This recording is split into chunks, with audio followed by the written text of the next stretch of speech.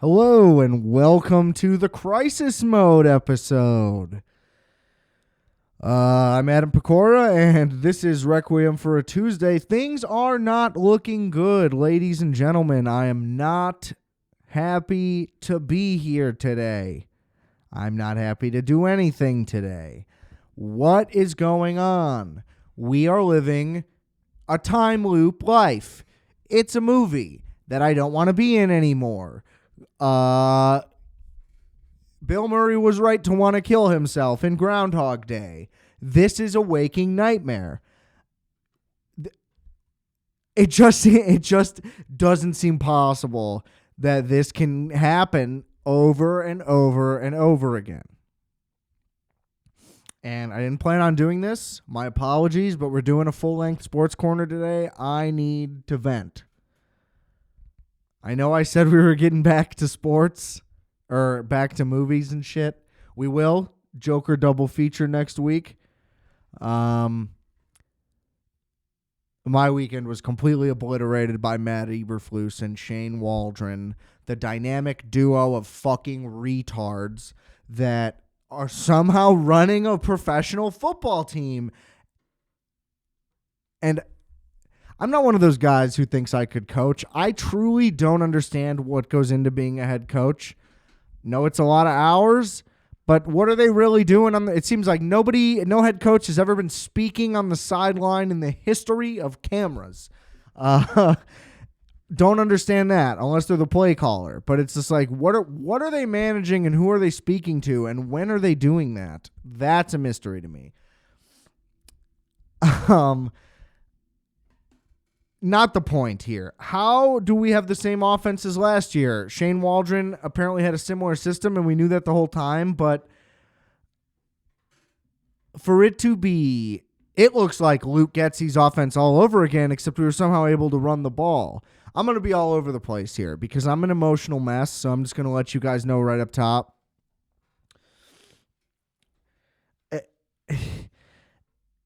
I knew in the offseason, it's like clean house, start over fresh. That's always what you're supposed to do. New coach with the rookie QB. Like, unless you know you have a great coach, but that usually is never the case.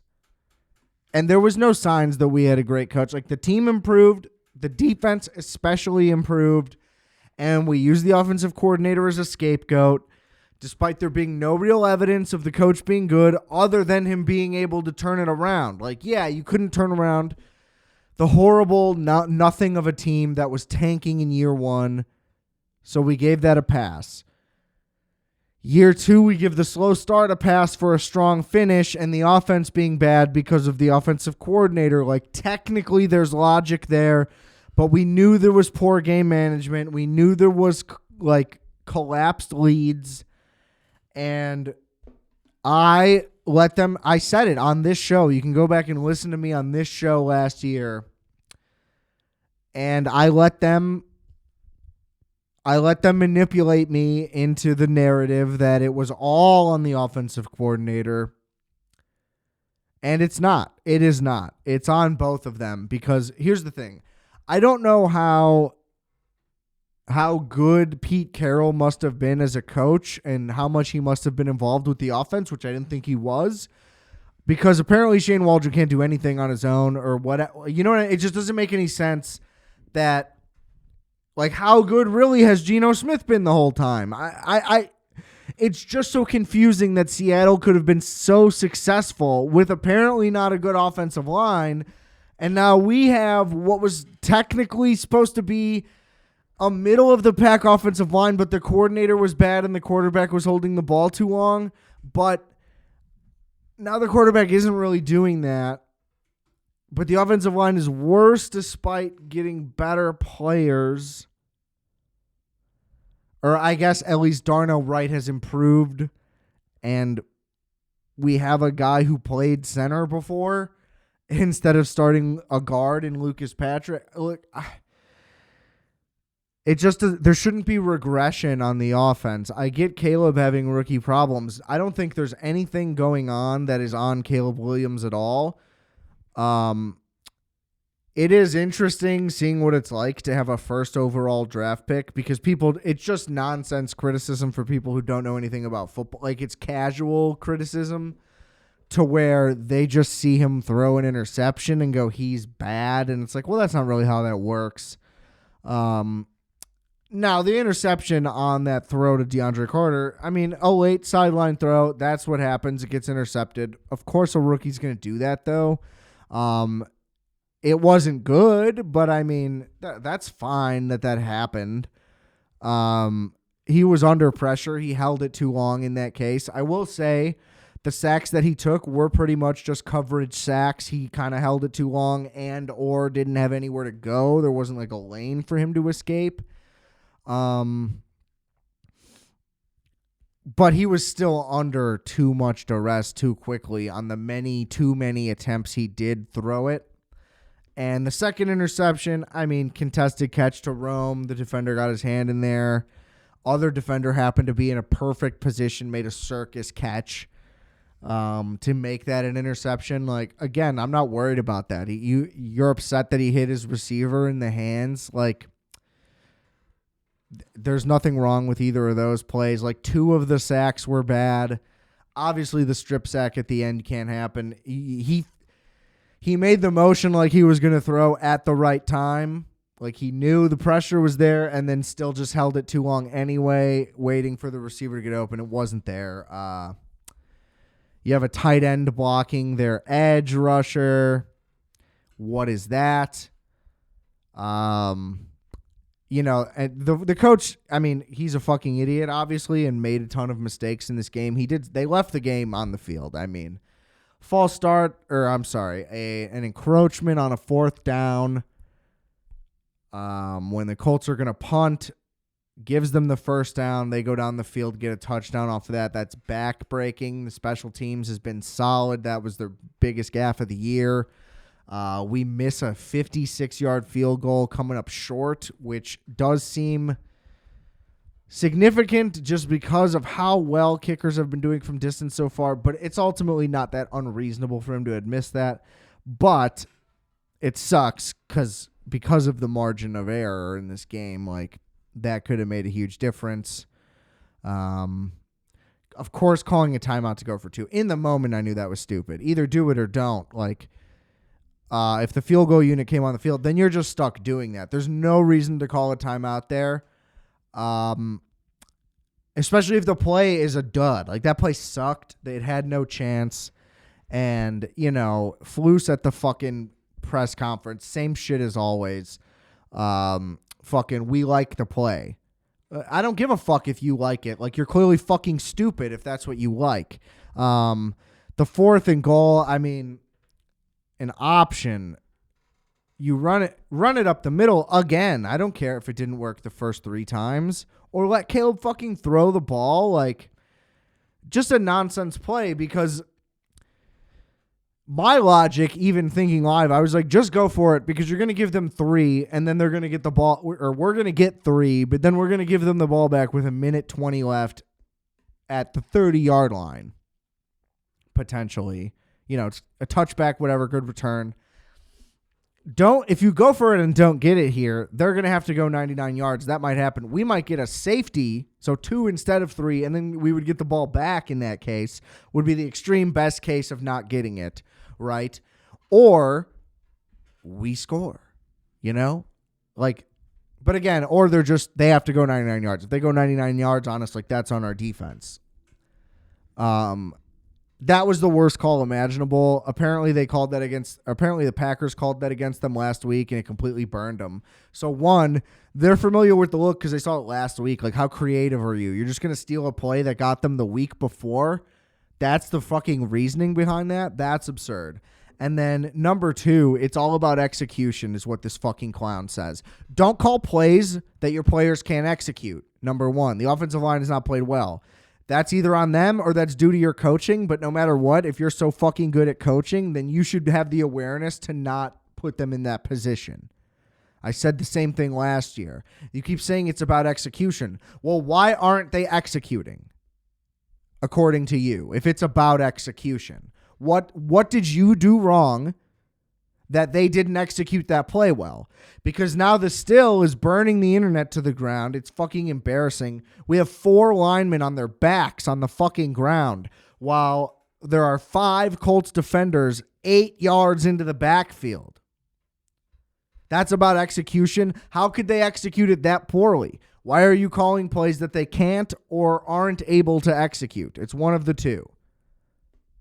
Like, what an absurd thing to say, that you like that play. Come on, man. Nobody would do that. This only happens to the Bears. Nobody would do that in the entire league. Nobody's offensive line would end up in that position in the entire league. And also, when you come to the podium and you're like, look, it's only week 3. We're all about improving, getting better each week.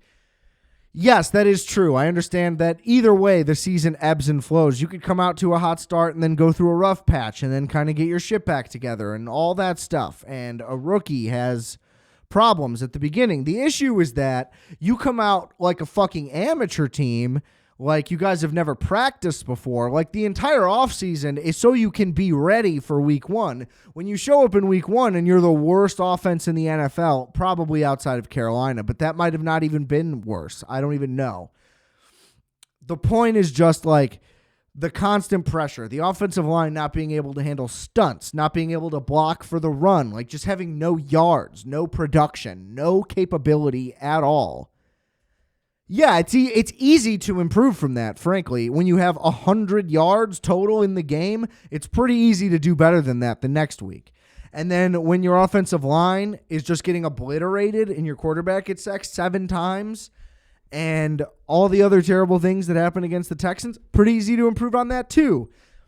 And then when the context is they're the worst run defense in the NFL, missing their interior defensive lineman who is the best player on the defense, and you still have no production against them, yeah, it was still technically an improvement, but an improvement on dog shit isn't saying anything. Like, oh, I put whipped cream on the dog shit. Now you'll eat it. That's not how it works. And that's all they're doing. Like, you're window dressing a piece of shit. Sure, it looks better. It fucking better look better. What the fuck? No, but we didn't want the final product to be ready week 1. But we should have had, if we had the performance we had against the Colts week 1, nobody would be panicking. There was a lot. Listen, they threw a lot of passes, way too many passes, and a lot of those schemes were fucked up. I mean, the reporters are getting on them in the press conferences too. He's like, yeah, we noticed you threw a lot in 13 personnel and then you ran a lot in fucking 11 personnel. And he's like, yeah, we like the looks there. It's about matchup. It's like, it's not about matchups. Like, you think you're so fucking creative? Oh, we're going to throw it with 3 tight ends. They'll never see it coming. It's like, cool. They still have the proper defenders to defend those guys if that happens. You're not going to fucking catch them by surprise with 40-year-old Mercedes Lewis running a fucking streak. Like, what are we doing? Caleb threw that ball. I think it was Gerald Everett, but it might have been Komet. I don't know. But they were both there. I think it was Gerald Everett who had his hand on it. And they're both there. They both ran the same route to the corner of the end zone. This is what happened with fucking Getsy. Why do we have 2 tight ends running to the back left corner of the end zone together?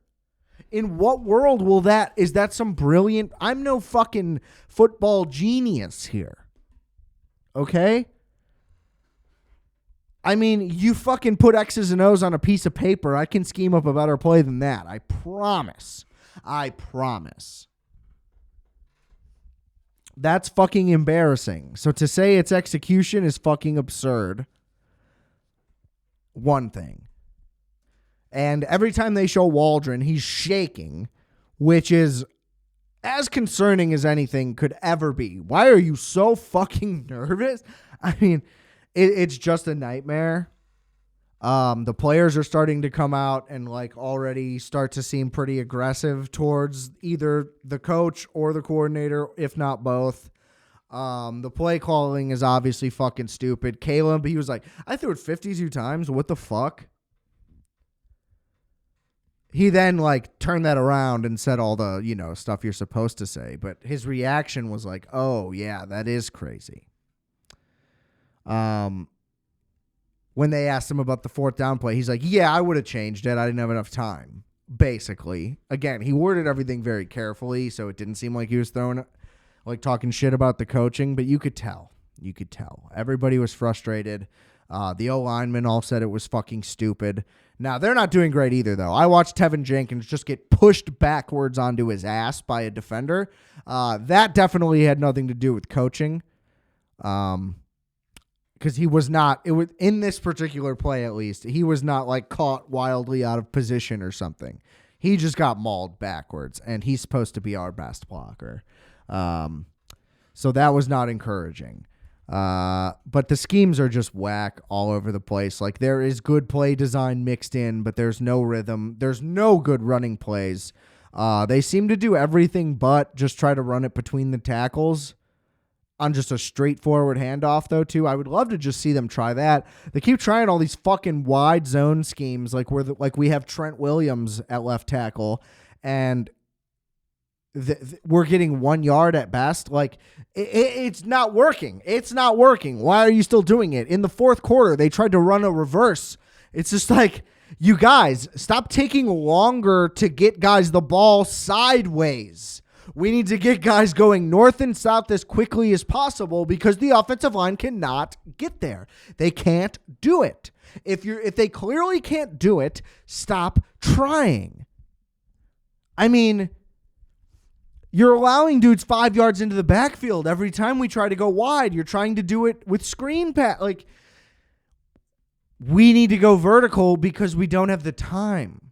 Stop running it out of shotgun. Like, stop saying, And then the reporters got on Flus with that shit too, with the play. I mean, it's really driving me insane. The fact that you can't with a straight face, I get some answers. You have to go, we got to review the tape. But the fact that some questions, like, do you really think we should be doing a throw with 3 tight ends? Like, the run game isn't working. He's like, well, we were committed to it today. We were committed to it. And then he's like, the ratio was 52 passes to 28 runs. And he's like, yeah, but we were more committed to it today. Like, he's just getting stonewalled by reporters because he's trying to lie and it's not even working. It was absolutely a mistake retaining this guy. And Caleb will be fine as long as he doesn't get killed back there. He clearly is very smart. The things that he's been able to do, the fact that this is his 3rd game is incredible. It sucks that he will have to start over with a new OC next year, but that'll hopefully be the head coach, and we will just get it right. And fuck it, hire fucking Lincoln Riley. I don't give a fuck if that's what it is. Ben Johnson still would love that. We can't let Ryan Poles actually do his job this time. Don't force a defensive hire. Now, I don't know. It does seem like he wanted Eberflus, but I don't know that he had the option to hire an offensive coach. But that is maybe just me giving him too much credit. He makes mistakes too. But we gotta move on from this. And the first round draft pick should be on an O lineman. The Carolina pick should be on a defensive lineman, and then our other second rounder should be on another offensive lineman. We should sign another guy in free agency. Like, let's not give this any fucking chance.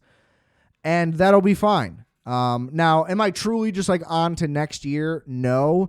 But I don't have faith in the regime, just no matter what. The players, the talent is clearly there.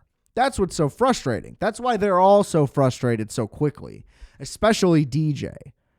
Because DJ excelled last year in an also broken offense where he showed a lot of frustration late in the year, certainly.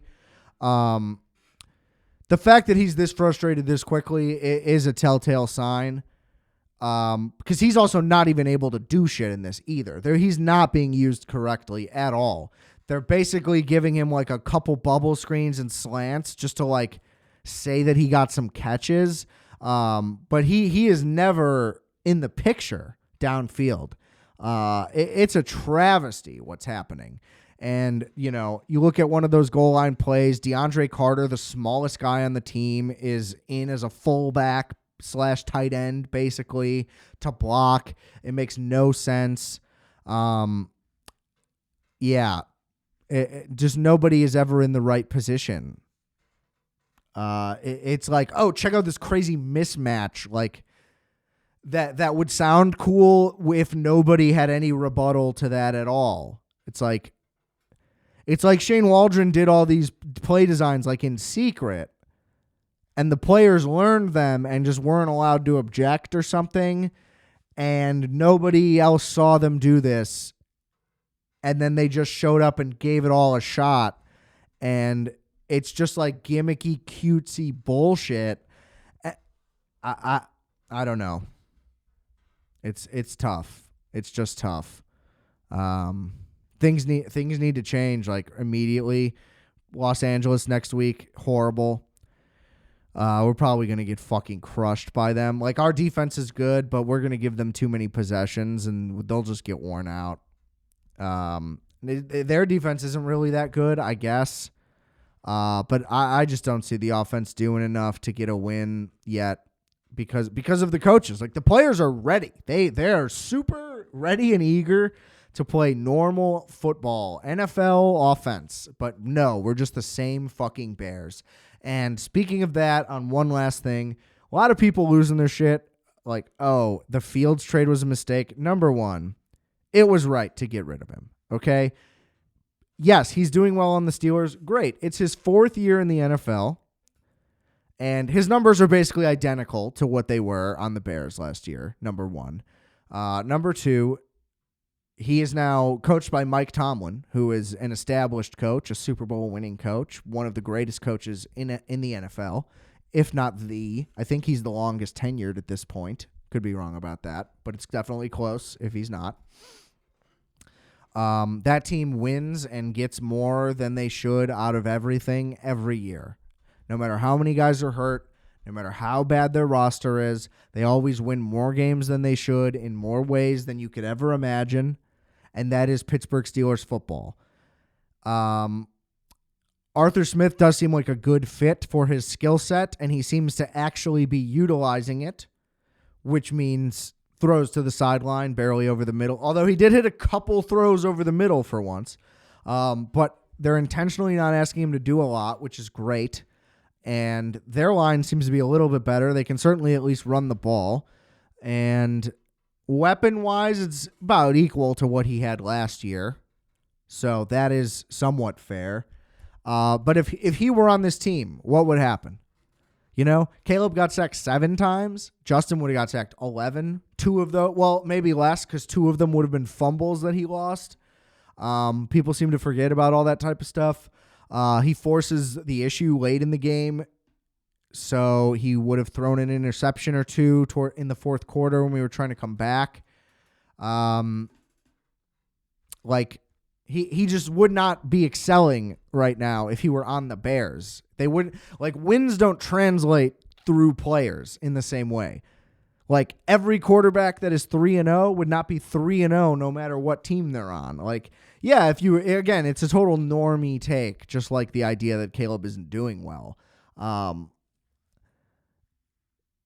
You know, you're saying, oh, the guy in his 4th year is doing better somewhere else in a new situation. That in no way relates to the old situation then. You know, he would have just had another year under Eberflus and he would have came out and sucked. I mean, now he's playing pretty well to where the compensation isn't looking great. Even if it does turn into a 4th rounder, it's like it should have been like a 4th rounder that turned into a 2nd. Is really what it should have been worth. I mean, I was disappointed in the return, but apparently nobody wanted the value. I mean, if anything, it's not a mistake for the Bears to have traded him. You could look at it like it's a bigger mistake around the league that other people didn't see the potential in him, which I and everyone in Chicago saw the whole time, and we squandered it. But it was time for it to be done. You know, what were we going to do? We would have had to pick up his 5th-year option at like this year for next year. And what? Then we would have paid him $25 million next year for him to go out there and get his ass kicked again this year. And it just wouldn't have been worth it. You know? Caleb Williams has played 3 fucking games. The idea that is not going well is just absurd. The offense is the problem. The coaching is the problem. He's doing everything he can to be great, and he looks great for a rookie as far as I'm concerned. The fact that he can just like read a defense, the fact that he can just get back and throw it. Now look, he's pushing those deep balls way over, like embarrassingly overthrowing guys. I get it. But he is still doing these throws on the run that are unbelievably athletic. He is still ripping it downfield. He got one deep ball to Rome that was beautiful. It's all there. He's going to settle in. Again, assuming the offense doesn't disallow that. If the coaching doesn't get in the way of him settling in, then it's going to be fine. If we can just get 80 yards a game rushing, we can get 3.5 yards a carry in a game, it'll do wonders. Like, we don't even know what this offense could possibly be. They haven't had a run play that worked, like one play that has worked really. So feels good to get it all out of my chest. This is my head and my chest like have been full. Like, I've felt a pressure on my chest all day Sunday. I'm going to run through my week 3 my week 3 preseason picks compared to how it went down. We're going through the preseason picks and comparing them to the results every week this year here on Requiem for a Tuesday. Typically not as a full episode thing, obviously. It's at the end, just like this. So that'll be on the Joker episode as well. Pretty much went 500 again this week, just like last week. But there were extenuating circumstances in some of these games. I'm going to just run through it pretty fast. Jets, Patriots, that one was a no-brainer, really. The Patriots are not as frisky as everyone just jumped to assume right away after week 1. And that's what bothers me. It's like you hear people go like, oh, the Patriots, they won week 1, and then they went to overtime week 2. Like, they're probably pretty good. But it's like the Bears win week 1, have the ball with a chance to score against Houston week 2, and then blow this game. But either way, like, even then, it was already just like the Bears. What a joke. And it did look ugly, but I'm just saying technically, the Bears are like 3 plays away from being 3-0. It's horrific. They're the exact same fucking team. They're the same team. The coach is the problem.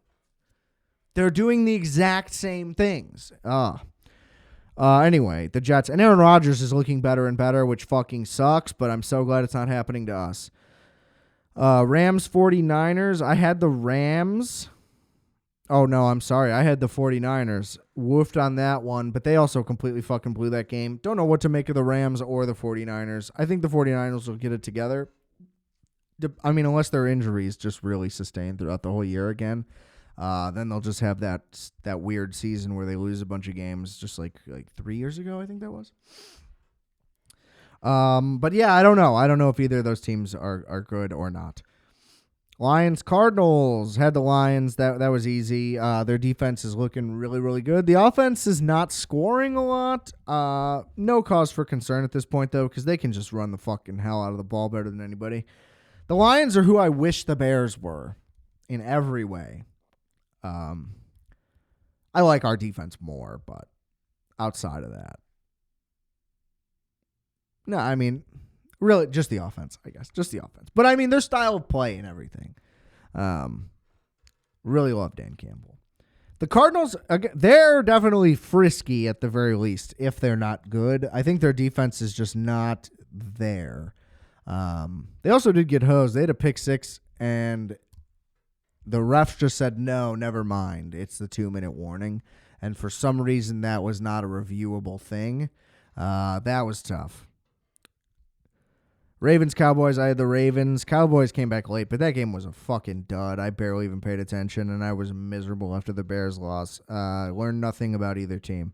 Seahawks, Dolphins, Skylar Thompson. What more can you say? Definitely learned nothing about either team. Panthers, Raiders, Bryce Young is horrible. That's what this says, because for Andy Dalton to just come in and light it up, which he kind of did in the one game he played last year.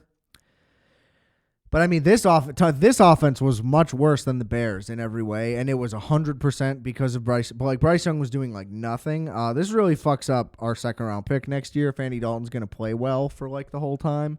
So I don't love that.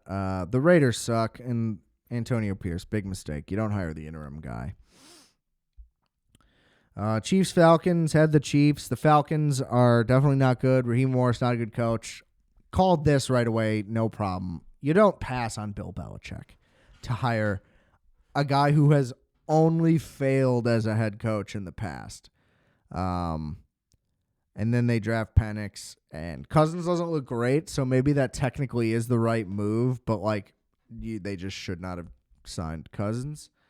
Long way to go, obviously, but whoever their offensive coordinator is, though, it isn't doing very well. They added all these weapons. They've been building them over the years. Then they add Darnell Mooney to that, who I know is a good, capable player, and they just can't do anything. Their offensive line is supposed to be, like, awesome. Like, they should be awesome on offense. And, if you don't go with Belichick, talk about a team that should have went offensive head coach. I mean, that it just seems like they whiffed, and they're going to be embarrassing. But they'll probably stick. I mean, the fact they stuck around is good. The Chiefs are, I mean, it's tough. They're like the 2016-17 Patriots at this point. Like they've like rapidly gone to the point where they're like, yeah, we're just going to get by with no talent. It's remarkable. Kelsey seems dead. I'm sure he'll turn it on when he needs to, but that's kind of what he is now. He's like a load management guy. Which pretty much means if Rashee Rice isn't open, they're fucked. Because it used to be if Kelsey wasn't open, there was Tyreek Hill running down the field or someone else running across the field. And it just seems like they don't even know how to utilize their speed anymore in that way because I don't know. I don't know why they want to play this dink and dunk bullshit, grind it out style every time. But I always wondered that about the Patriots, too, and they kept winning all the fucking time. When your defense is that good, you just want to burn clocks so they can go out there and just get stops and you can just burn clock. I get it, because they literally just know how to win, so that's the thing. Okay, that's fair. I talked myself into it. They'll be fine. I mean, not that they wouldn't have been fine.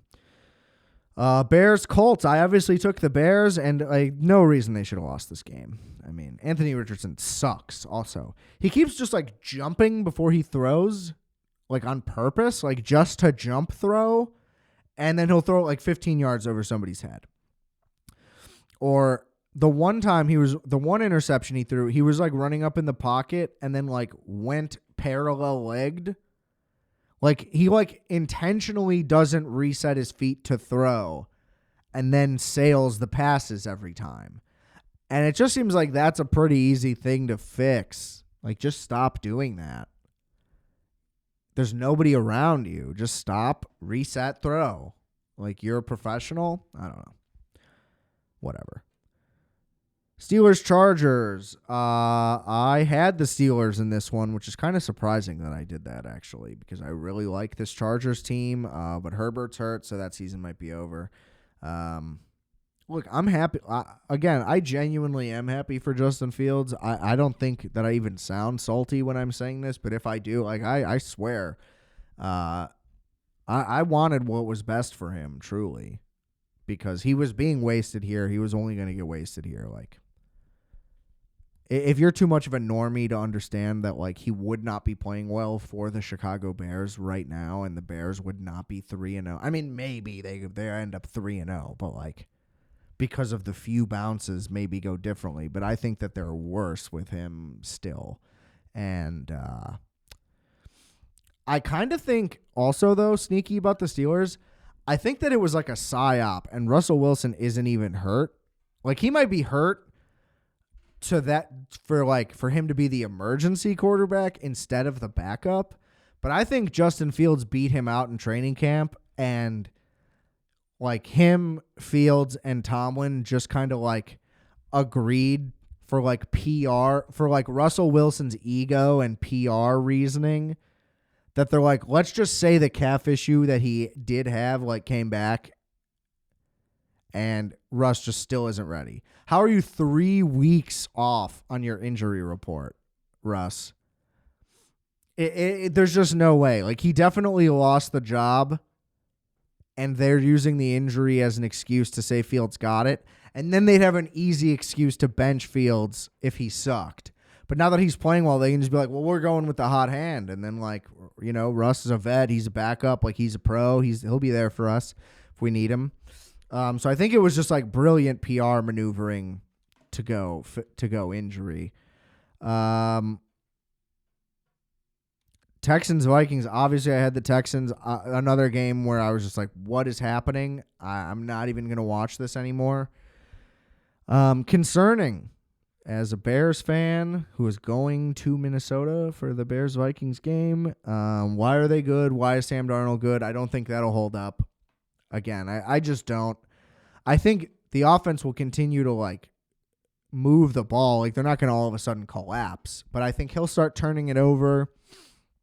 The defense will start to get weaker, all those sorts of things. But that is an alarming score, and Houston just got, they just got beat. They'll rebound. I'm not worried about Houston at all in that case. And Brian Flores is definitely going to get a head coaching job if this defense stays remotely good. I don't know why he didn't get one in the first place. It's apparently because he truly is just like berating players, which I didn't believe in the first place. I assumed they were being soft. I thought it was shocking that he got fired after how successful he was with such a bad team.